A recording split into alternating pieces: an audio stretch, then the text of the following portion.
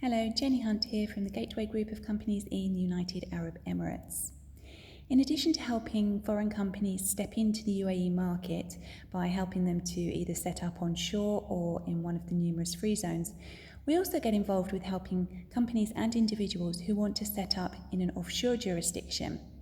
Now, I know sometimes when we say the word offshore, a lot of people suddenly get really nervous because they think of all the media reports that they've heard about or read, things like the Panama Papers, where they hear about dodgy dealings, people trying to hide their assets, tax avoidance, etc.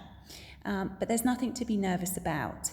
If there is a legitimate reason and business case for setting up in an offshore jurisdiction, then it doesn't mean that the business is necessarily dodgy or something to be avoided. We help companies generally in two instances. The first one is when overseas companies are really looking at their corporate structuring of their entities, and that would be in the instances to where they're looking to reduce their tax liabilities.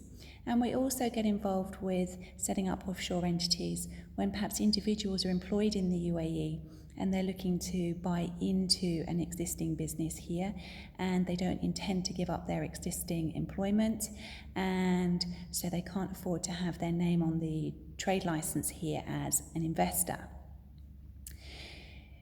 So the common offshore jurisdiction that we get involved with here is the RAK ICC, so an international company.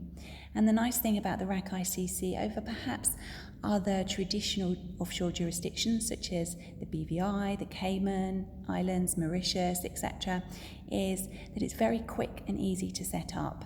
And ICC can be set up in literally a matter of days within RAK. And I must stress at this point that the RAK ICC is totally independent of RAK Free Zone.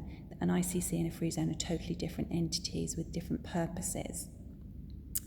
And what we're finding now is with the EU's recent removal of the UAE from its blacklist, that a lot of people are starting to make inquiries about moving perhaps an existing offshore entity across to RAK ICC because they see that the UAE is adhering to the EU's guidelines and is really taking seriously a place where it is structured, it's financially viable, and it doesn't support money laundering in any way.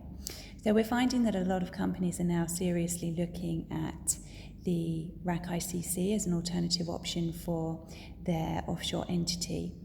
And in addition, when you're looking to perhaps redomicile an existing offshore entity across to RAK ICC, this can be done very, very quickly. We've actually done one just this week and it was completed same day. But as a general rule, we would say allow up to a week for this to usually happen. And then once the ICC is set up, if you're then wanting to use that entity to purchase assets within other UAE companies, it's a very quick and straightforward process to get the documents attested by the registrar and then stamped by the Ministry of Foreign Affairs here in the UAE to make sure that they're legalised so that you can then carry on that ongoing activity. To make it even easier, the RAK ICC authority has just announced that from this coming week until the end of 2019, they are waiving the government fees on a redomicile. So if you do have an offshore entity somewhere else in the world and you are considering relocating it, do contact us at gatewaytouae.com. That's our website address. And there's also a blog in our blog section this week about redomiciling your offshore entity. Thank you.